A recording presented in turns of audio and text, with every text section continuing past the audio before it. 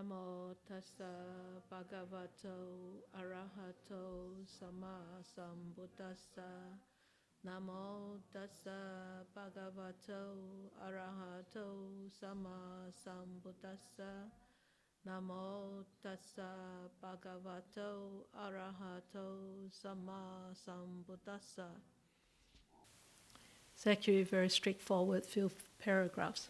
So we will look through these paragraphs, these passages. So the first passage actually started with passage 20. This is actually, if you look at the content, I give it a title: Perseverance with Mind over Mind. And there, the Buddha, before he became enlightened, he thought to himself, if I clench my teeth and my tongue pressed against the roof of my mouth, I beat down, constrain, and crush mind with mind. He thought that he could just crush the mind with the mind. An untrained mind crushing an untrained mind. So, while I did so, he said, while I did so, sweat ran from my armpits, just as a strong man. So just as a strong man might seize a weaker man by the head or shoulders and beat him down, constrain him, and crush him, so too with my teeth clenched. So this is all simile, okay? All simile. He's giving a sort of a picture of how hard he was working, trying to work, overcoming the mind with the mind. So how hard is just like two men trying to grab a weaker man by the head or the shoulders and beat him down, constrain him, and crush him. And that's how hard he was trying. But did it work?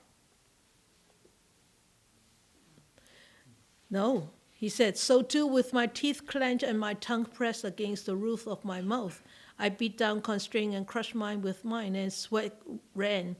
But although, he said, tireless energy was aroused in me and unremitting mindfulness was established, my body was overwrought and strained. He tried so hard by clenching his teeth, by pushing, because once you start to clench your teeth, you probably might notice through your meditation, with your mouth closed and you start to relax, your tongue naturally actually press against the upper part of your palate, behind your front teeth. And because he was trying so hard, he was so diligent, trying to work through to enlightenment, to find the path to actually find liberation or attained liberation. He worked so hard. He had this tireless energy, okay, because he was trying so hard, and because of the unremitting mindfulness, that's why he has tireless energy. Okay, so as you notice, if you meditate more during the day, or if you actually keep the practice on a really very regular basis, you'll notice you will have the same tireless energy. You can go on for a much longer time if you need to work. You can go much longer. And why? Although the tireless energy was aroused and although unremitting mindfulness was established, the body was overwrought and strained because I was exhausted by the painful striving. So at this point, I want to share with you something about in the Mahayana teachings. I remember I came across an old monk telling meditators, if meditators actually, I don't know whether because I teach tomorrow night, so every Monday, Wednesday, Tuesday, Wednesday, I mixed up whether I have told this yet. So I mixed up.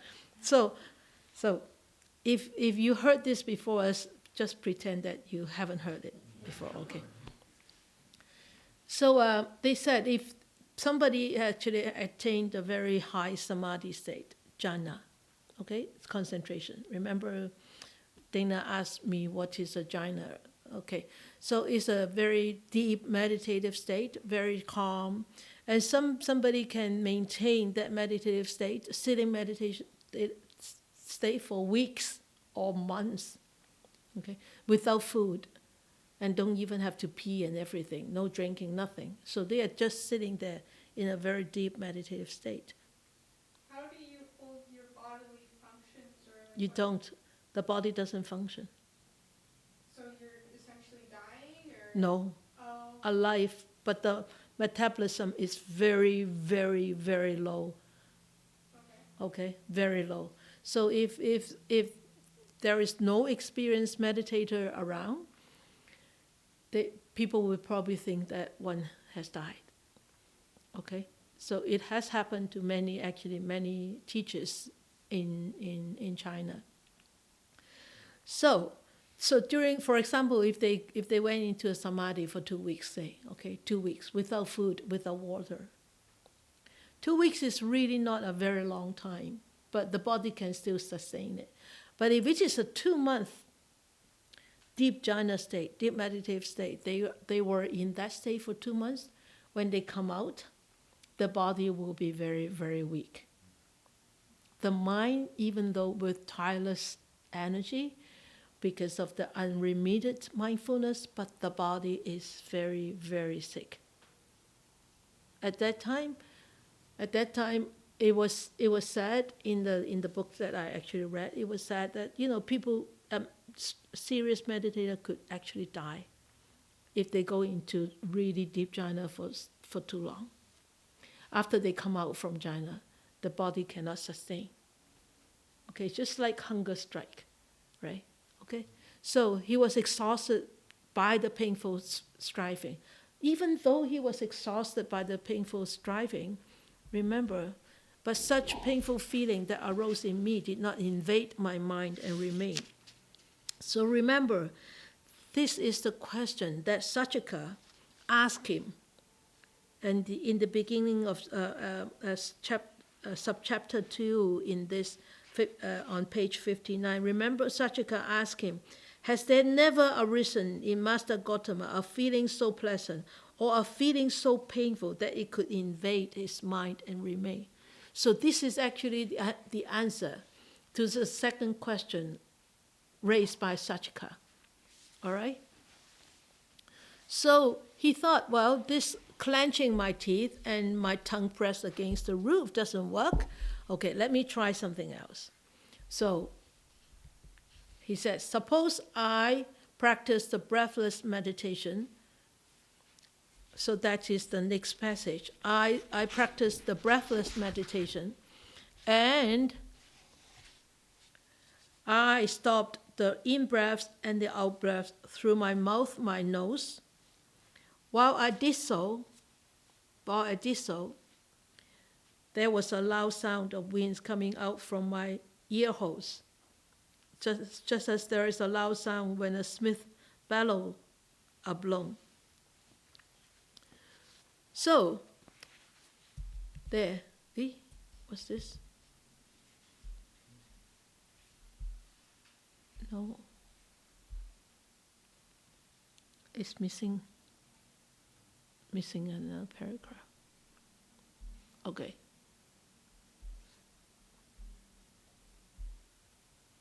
So there is a loud sound coming out from his ears, and that loud sound is very, very loud. And he continued to say, although there is tireless energy, and although there is unremitting mindfulness, my body was overwrought. So similarly, through this practice, stopping the breath, practice the breathless meditation, still, he did not attain that liberation. Yes? I can't remember if it was stated previous, but like in that state of meditation, are they still sleeping even though they're not eating and going to the bathroom? In meditation, in the very deep state of meditation, there is no sleeping, no waking up. Oh, okay. Okay? The metabolism is very, very low. Very low, very slow. All right?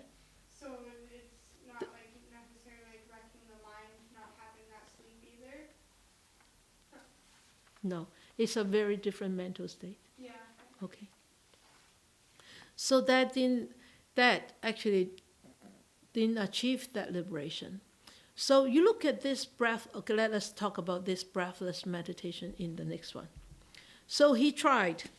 He tried again. He said then on passage 22, he thought, suppose I practice further, okay, the breathless meditation. You think about the breathless meditation. So he stopped the breath.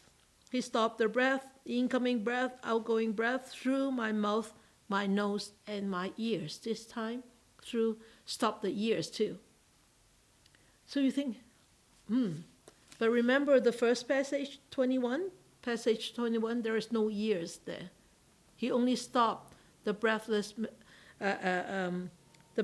meditation in the nose and the mouth. So wind comes out from the ears. Now this time, he stopped everywhere. Mouth, nose, ears. And where did the wind come from? Cut through his head. Because it's all plugged.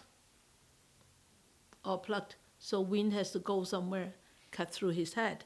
And it says, just as if a strong man were pressing against my head with the tip of a sharp sword. So I think you all have experienced somehow, somewhere, if you fly on a plane, or if you go up on high altitudes, so your ears got plugged. When your ears got plugged, and if it doesn't get unplugged, very soon you'll get a headache. Because there is the air is not free to move, and it's not free to come in and out. Okay? So, it's the same as before. The wind cuts through even though he has tireless energy, and even though he has unremitting mindfulness, the body was still overwrought and strained because he was exhausted by the painful striving. So you would think, the Buddha was practicing the breathless meditation, stopping all what?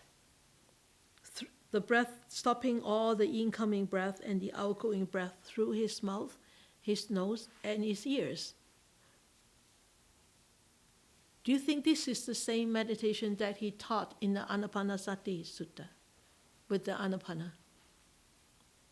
No.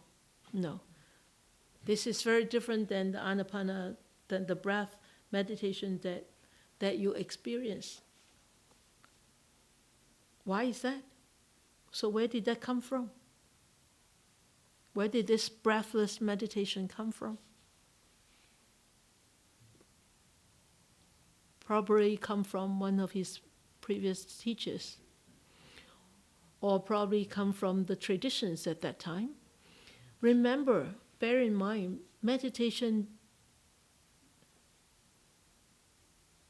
existed way before the Buddha was born in India. It is a very, very old tradition, very old practice in India. So he may have picked it up. He may have heard it through some of his teachers.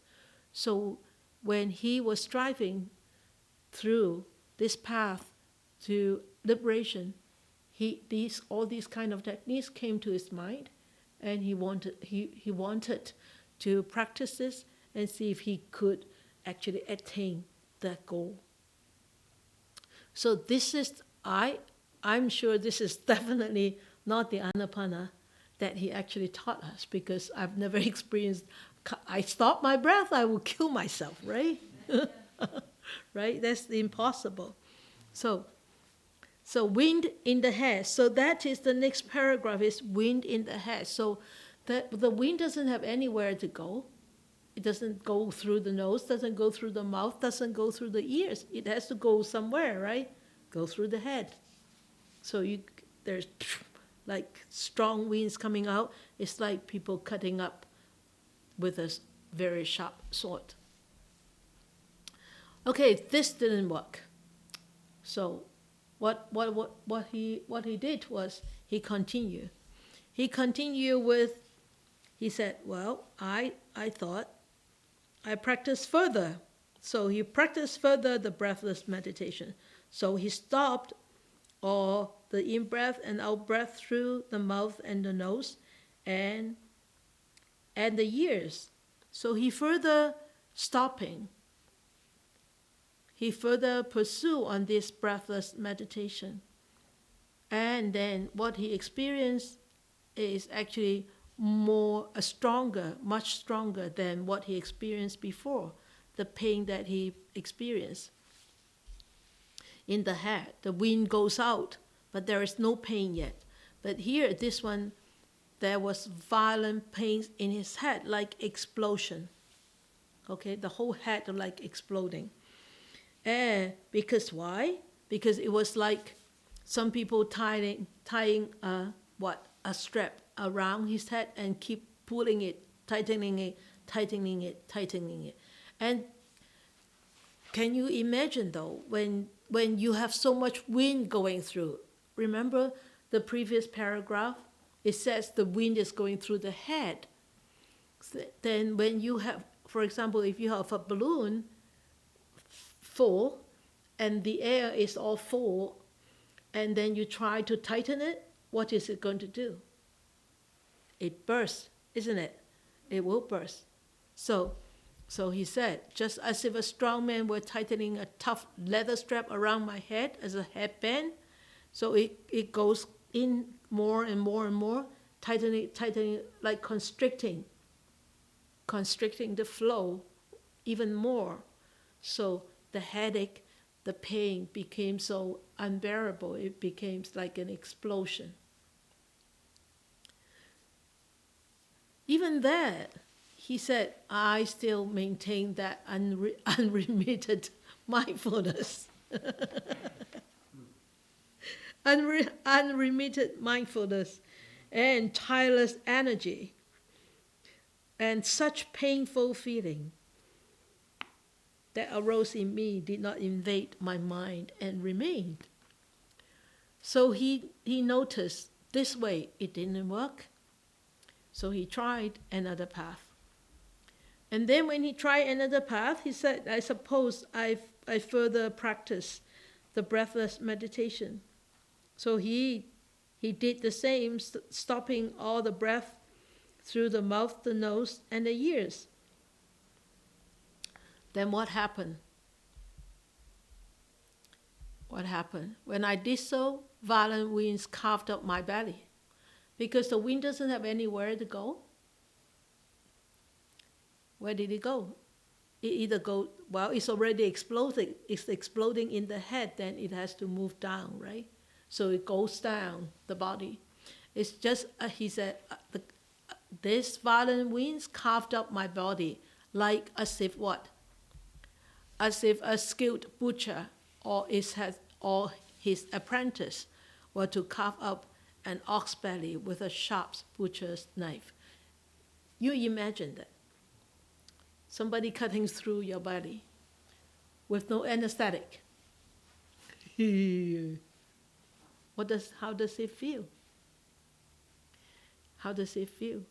So he felt such pain, but yet he felt such pain. Oops.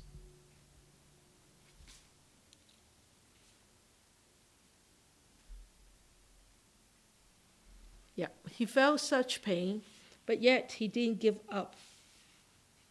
So on to paragraph 25. So he didn't attain his enlightenment yet.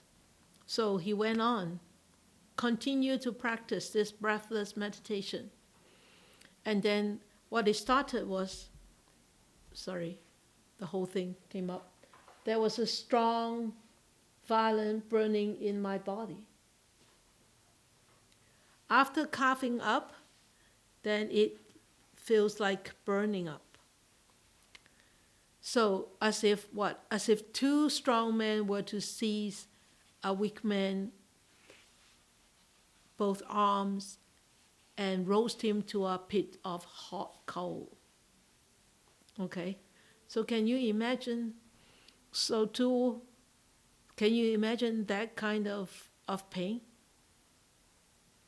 I can imagine. But I've seen those people fishing at the river.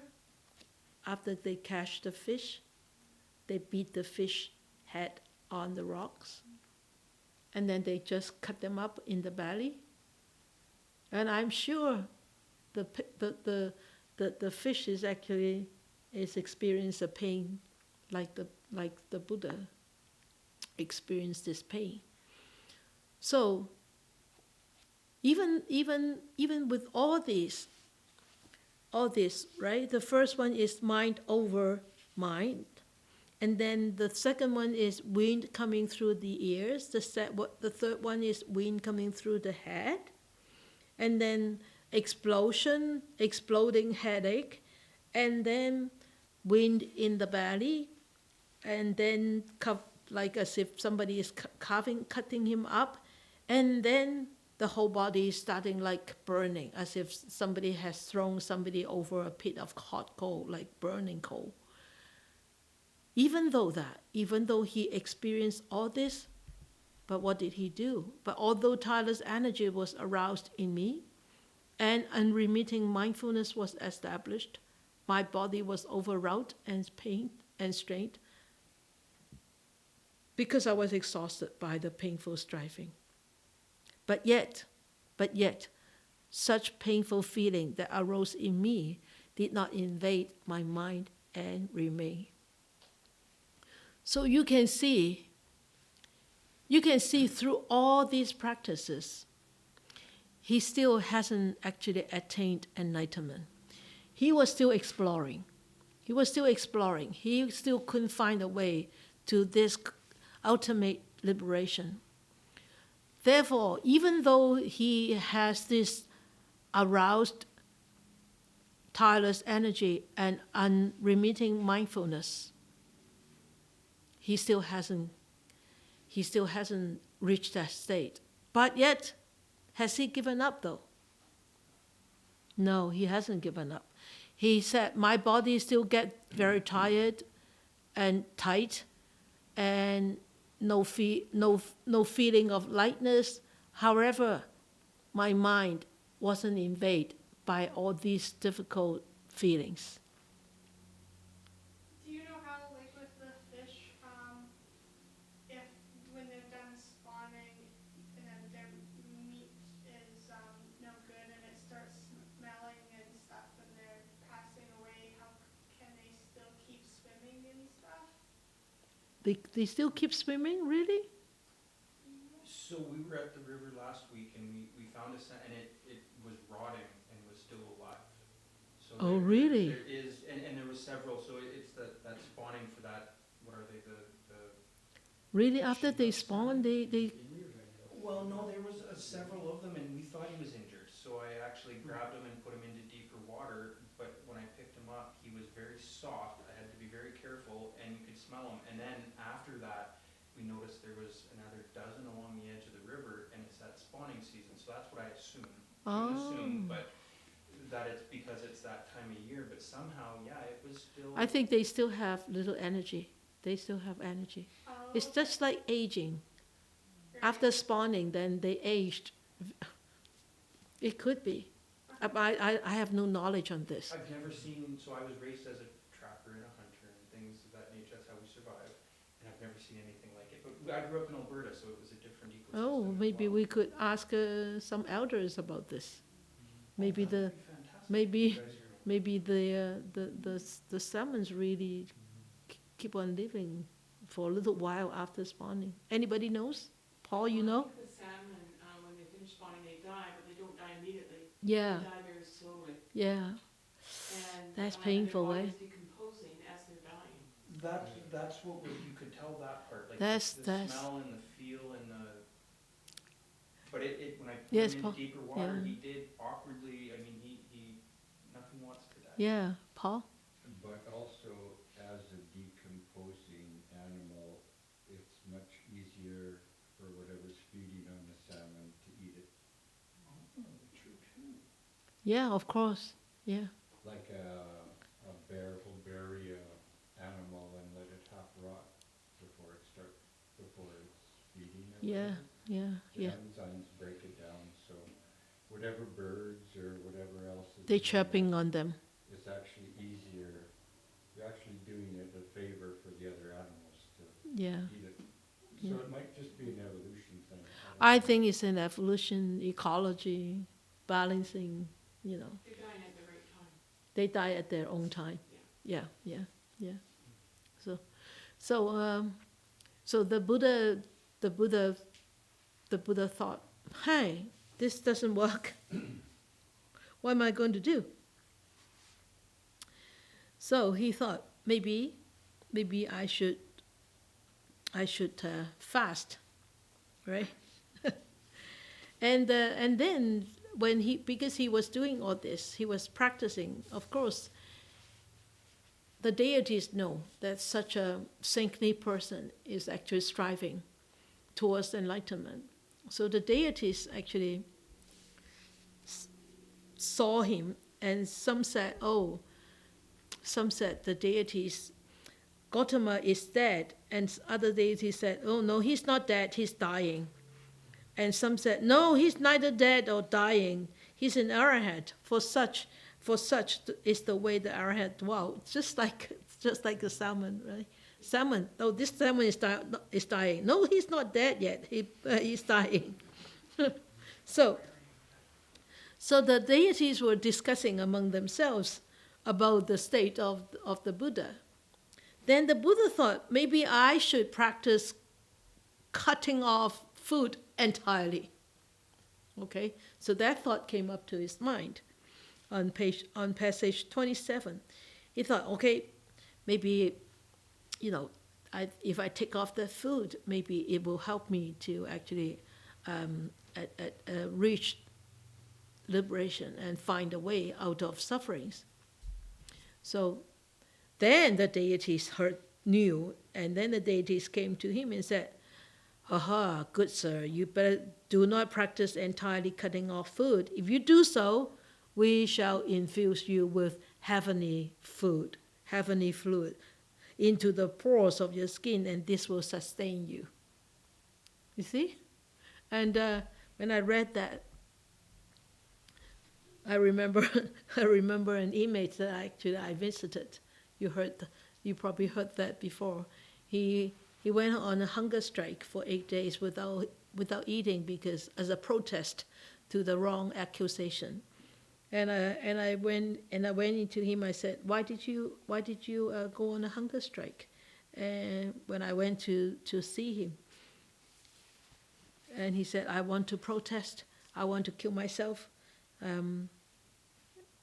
This is wrong and all that. I said, do you think that they will let you die? They won't let you die. They will put a drip in you. They will put a drip in you and sustain your life, right? And when I read this, I just echoed that story in my head. So the deity said, of course, this is deities, it's not the prison staff, right? And this is Buddha, and it's not Mr. T. So if you do so, we shall infuse heavenly food into the pores of your skin, and this will sustain you. And then the Buddha thought, oh, well, if I claim to be completely fasting, then these deities come and feed me, then I'll be lying. Then I can't do this. So he reassured the deities that, don't worry, I'm not going to cut off the food completely, right? So he said, as I dismissed those deities, he's saying there's no need for such thing, because I won't lie, right? I won't lie. So after that, on passage 28, he said, maybe I should actually take very little food, a handful each time, whether of bean soup, lentil soup, or veg soup. What is veg? I wondered that too. I think veg is a vegetable. It's a vegetable? It's a green vegetable. Okay. Oh. It's like an herb. Yeah. Oh, like a It's like nettles. nettles. Yeah. Oh.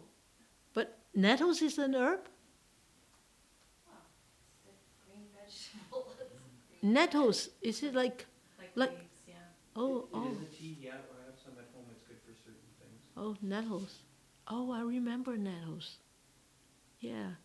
One Lynn Lawrence used to pick nettles for us to eat. Yeah. Okay. So I will and then the pea soup. So I took very little food, handful each time, whether of this. While I did so, my body reached a state of extreme emaciation. So that is extreme asceticism. So this is one of the statue in museum, British Museum. I think it's British Museum, either British Museum or New York Museum. Okay, he took very little food, handful each time, and his body became so, because he took so little food, so his body became very, very thin and weak. And then his limbs became like the jointed segments of vine stems or bamboo stems. You have seen bamboo stems, right? Like this, and then big joint, and then go like this, and then joints, right? Okay. And then my backside became like a camel's hoof. Can you imagine the backside become like the camel hoof?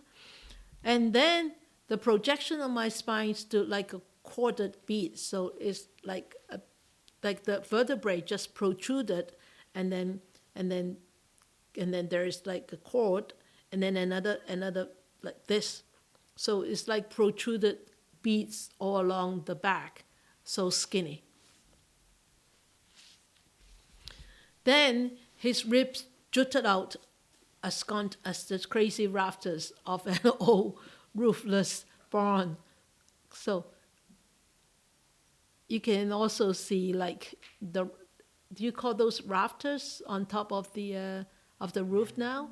So those rafters, those are not old yet, but yet, can you imagine the rib cage is just like those rafters?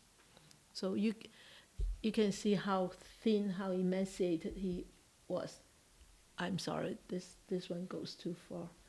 The gleam of my eyes just sunk deep into their sockets, as if there is no eyeballs, nothing. Have you seen anybody like this? I have. You have too. Concentration camp survivors. Well, no, I mean literally. Have you? They still have these men in India. Like if you go to some of the religious, like a lot of the holy men. Yeah, do this. yeah. Those are those who go on to that extreme spectrum and extreme end of spectrum. Do you still have a lot of these people in If you go India? to the religious sites, like the Ganges rivers. Yeah. there's lots of them. Oh, okay. And they still smudge mud on their face? Yeah. Okay, yeah. So that is another picture of him, very emaciated. And then my scalp shriveled like a green bitter gourd, like a fu gua. Okay, all withered and dry. Can you imagine a fu gua, a bitter gourd, a bitter squash? We talked about that last week. You haven't seen a bitter squash, right? So the bitter squash is not smooth on its surface. It's got strips, and then strips, and then strips. And so when it's withered, so those strips actually withered, and then those in between the strips, there's sort of like a dip. So it's sort of like all wrinkled together. Okay, all wrinkled together. So his scalp is all wrinkled together.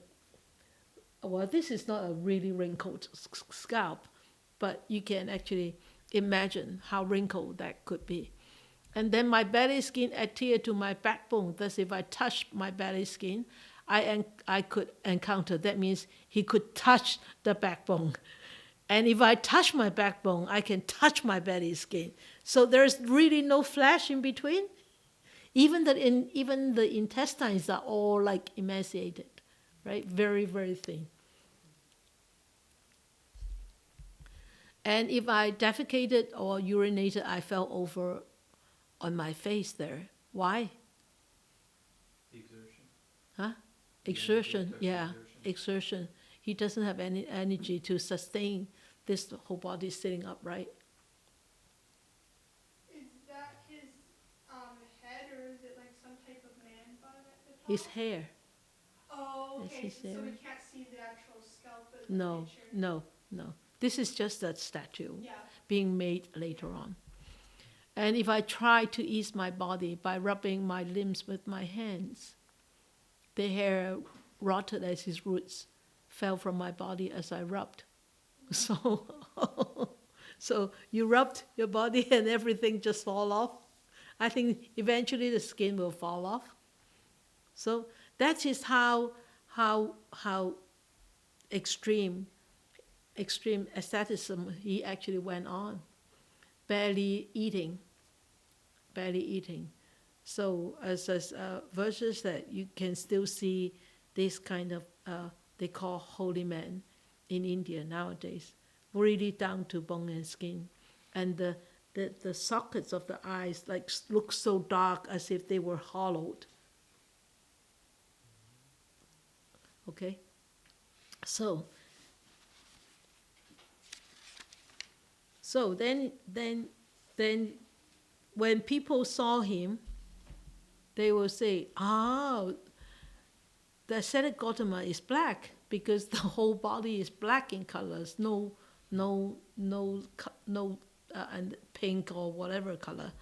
And the other people say, no, he's not black, he's brown. And then the other people say, no, he's neither black or brown, he's golden skinned.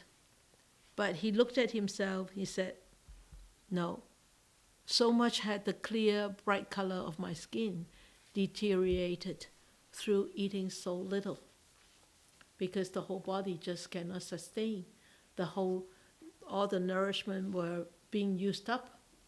And you can see if you do not water your plants, or if you water it too much is one extreme. If you don't water it, then it will wither.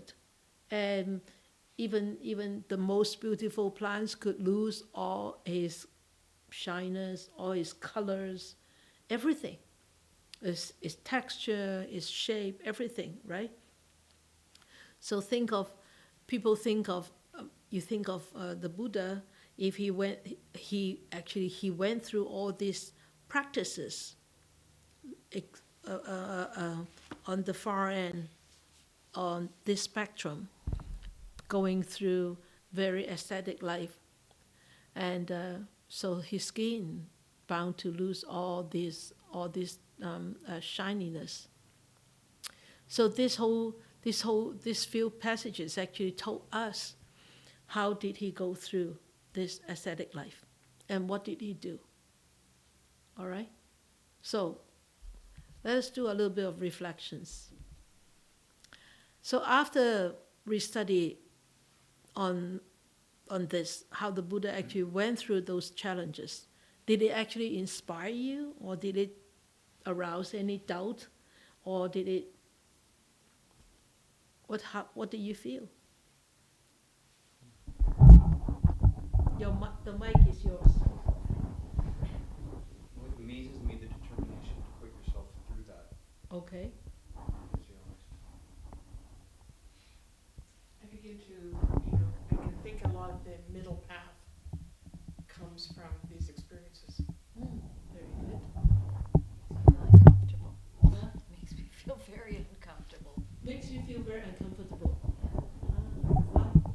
It's just awful what he went through. Yeah. And you? I was thinking the same thing, that the middle path looks very appealing. The middle path looked very appealing. It does bring up one question gluttony, or I would think of as a form of bad karma would be induced. With extreme asceticism, is there a karma associated with that? Like would anything in extreme? anything would have a karma. But remember, which brings karma is the intent. Okay? And remember what the Buddha actually experienced. He said, even though I have unremitted mindfulness and endless, tireless energy, even though this was exhausting, but my body was overwrought and strained, but such painful feeling that arose in me did not invade my mind and remain. So his mind is free of any reactions, any ill feelings, any sufferings. There is no sufferings. But it didn't lead to liberation. See, You tried so hard, but it didn't lead to liberation. no, it did not lead to liberation. So, why would you think that he did this?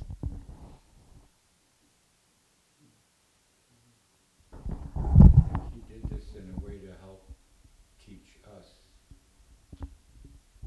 as none of that remained in his mind, which is total anicca.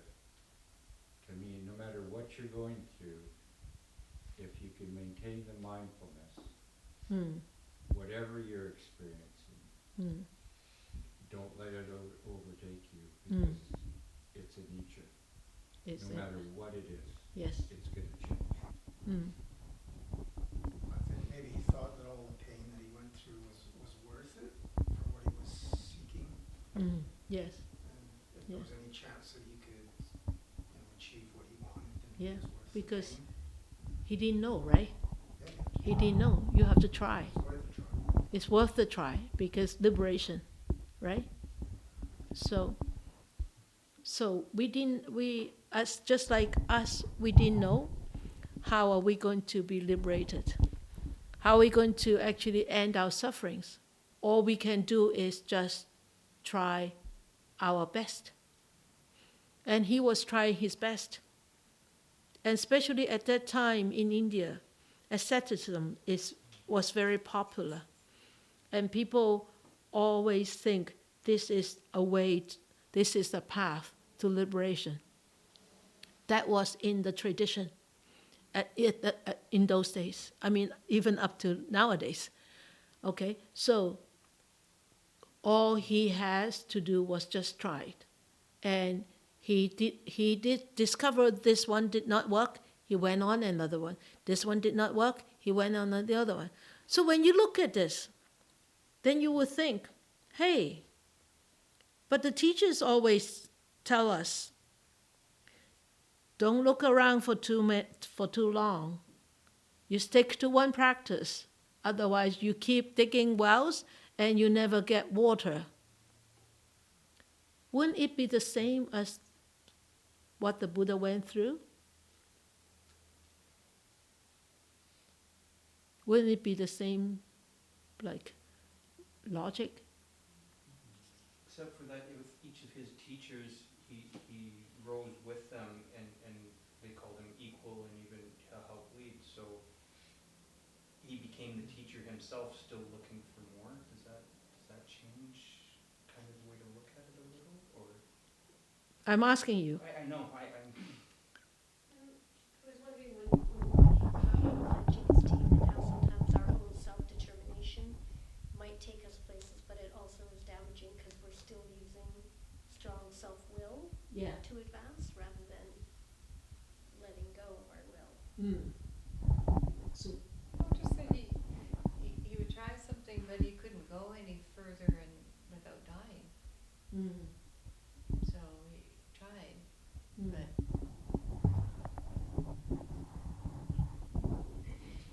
But the Buddha took whatever he did all the way, but we don't really go. I don't really go all the way. So there's a little well, but I don't really go all the way. And then I start another one.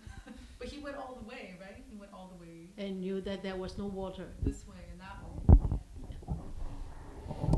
Yeah. Anybody else? Can I ask a kind of related question? Maybe not.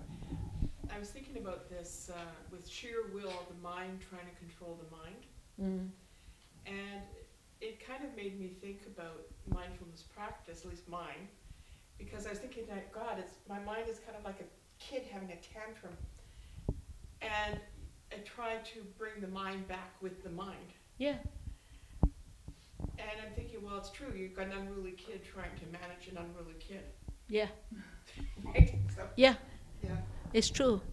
But eventually, the mind, which is bringing the mind back, that unruling kid is getting better over the other little unruling kid. You need to start off with something. You do need to start off with something. But eventually, when you get to a state, then you need to let go of that something. Right. Well, one of the things I was taught, I think it was Jack Confield, that if you kind of say, "Oh, I'm not doing it right. Oh my God." Oh no, concentrating," no, that it's just a trap. no. It's a trap. Yeah. It's a trap. It's your mind cheating you. It's your mind tricking you. There's no. Your mind is thinking about your mind. Yeah, your mind is. Yeah, your mind is actually pointing a finger to your own mind. Which is very bizarre when you think about it. We all do all the time. I thought about. That question just came up when we during this discussion about this wells thing. And I think the Buddha wanted to actually show us that he has done a lot, and he has actually researched so much already. He had put so much efforts into it already, and that didn't work. Don't go that path. I think it was so simple, because he experienced all that. And as a teacher, he tell you that path doesn't work. So he told us, this path doesn't work. This path of asceticism doesn't work. Don't go there. But he needs to tell us, as a student, we need to know. Otherwise, if we don't hear it, we will just go that way. Even though now his teachings are available, still people are doing it. You see? Okay? So that's what I feel. That's how I feel about that. Okay. So good. How and in what way did it inspire you? So we talk about that. So are you going to pursue differently on this path from now on after studying these few passages? Interesting, eh? What do you think? Yeah? Paul? Mind is very tricky, Yes? depending on what Sankara is coming up to. Yeah. Have to be very careful. So are you going to pursue differently? No. No? Try not to. Okay. You may stand still on the path or turn a bit, but you have to keep Going? Okay. I was just thinking that when you read everything that he did and he went through, there's a certain element of inspiration and also would I pursue differently on this path, maybe with more determination. Mm. Yeah. Yeah. Anybody else? I was just thinking there's an equivalent in most spiritual practices to this. And I was thinking about monks, Christian monks who beat themselves historically with, right? And the more they beat themselves, the closer they're going to get to realizing heaven. Yeah. Really? Yeah. Mm. I mean, that's an extreme. You probably don't see it today, but I think there's something that people think if they suffer more, Yeah. that somehow they're going to get there. Yeah. Yeah. Anybody else? Not only did you visualize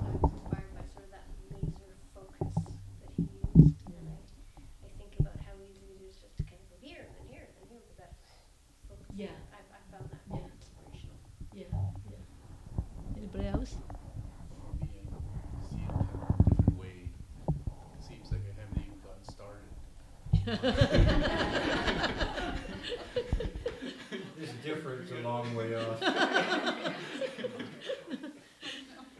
Yeah, we really haven't started. Yeah. We are living such a comfortable life. So true. And then we're living such a comfortable life, and we compared to him, we haven't had 1,000th or one millionth of what he has gone through. So remember at the end of a 1-day course or a 3-day course or 5 days meditation course, I always summarize meditation retreats as, or practice as 5 P's, and the last P is persistence in what?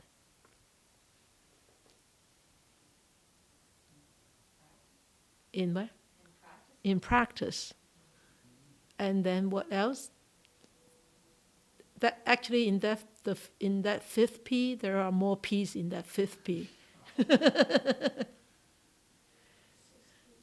Persistence, perseverance, patience, yeah, in practice. So, yeah. This makes me think of Sunday. One of the fellows of the retreat on Sunday, KP, he said, because we share afterwards, he said, you know, today was different. There were some moments where my mind was a bit blank. Wow. Yeah. Wow, big I- change. And I said, oh, I try not to look so shocked, right? Yeah. I said, oh, what do you mean? And he said, well, you know, usually I'm planning, Yeah. but today I wasn't planning. Wow. Wow. Wow, 12 years. Yeah. Took him 12 years to come to that state. So cool. Wow. That's great. Great to hear that. Yeah, so remember, I agree with Kwok. We really haven't started. So I think, are we going to pursue differently on this path? I think we do need to. We are not going onto a different path, but we should walk on this path with a different mindset and with a different efforts. Yeah, more efforts, more persistence, more persevere, and more patient in the practice. Keep the practice and less distracted by the outside world and by our own desires. That's I think we need to actually. I think that's the very little thing that we can actually give back to the Buddha after studying all these paragraphs. And I'm always touched by reading these paragraphs, even though I have read it so many times. But every time I read it, I just be so much inspired. He has done so much for us, for humankind,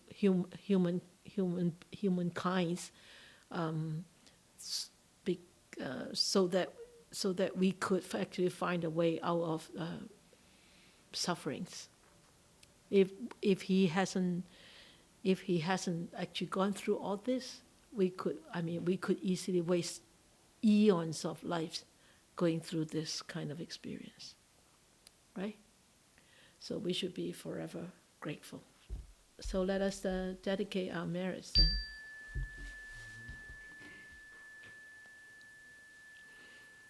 May these blessings extend to all, that we, with all the other living beings, together will attain the Buddha way. May we wish more and more people will encounter the words of the Buddha, study them, practice them, and help themselves to liberate from all the sufferings, miseries, and eventually attain ultimate freedom and be peaceful and be happy.